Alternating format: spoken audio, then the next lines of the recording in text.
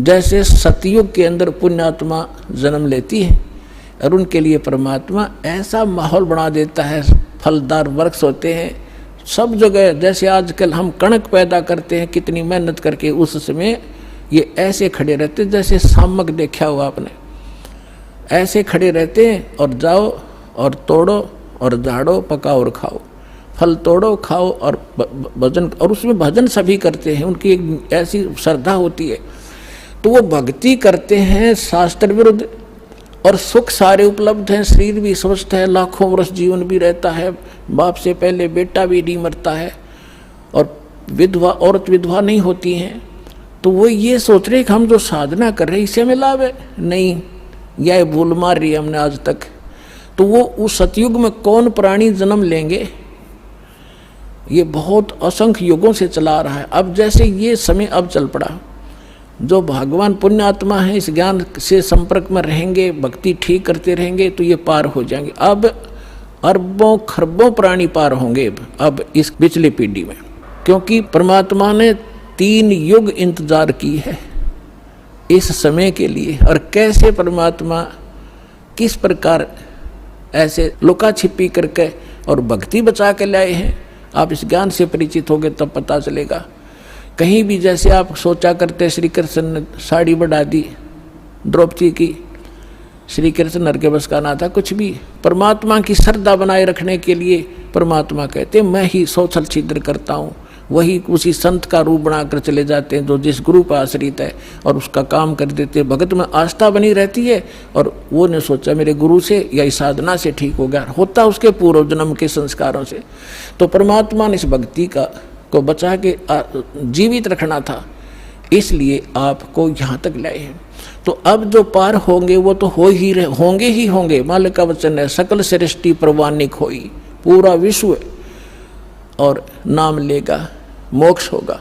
फिर क्या होगा कि लास्ट में फिर ये तो स्वभाव है इस गंदे लोक का, एक फिर धीरे धीरे चाहकर परंपरा बिगड़ना शुरू हो जाती है।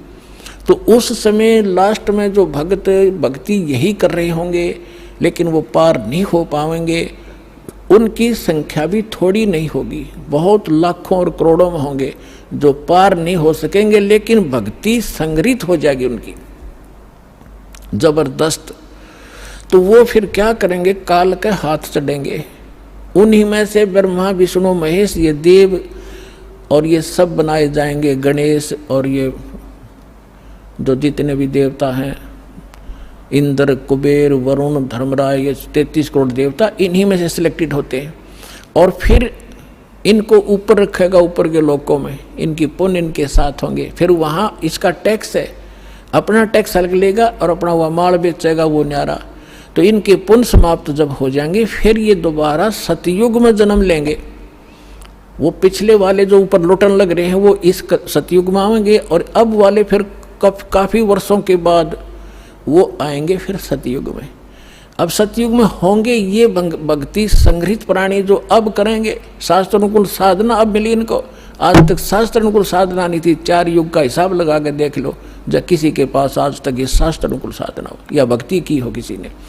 तो भक्ति अभी शुरू होगी तो इनमें से बचे हुए फिर उसी गेड़ में आगे सतयुग में जन्म हुआ, फिर वही त्रेता में, द्वापर में, और फिर कलयुग के इसी समय में फिर दाव लगेगा इस मोक्ष का।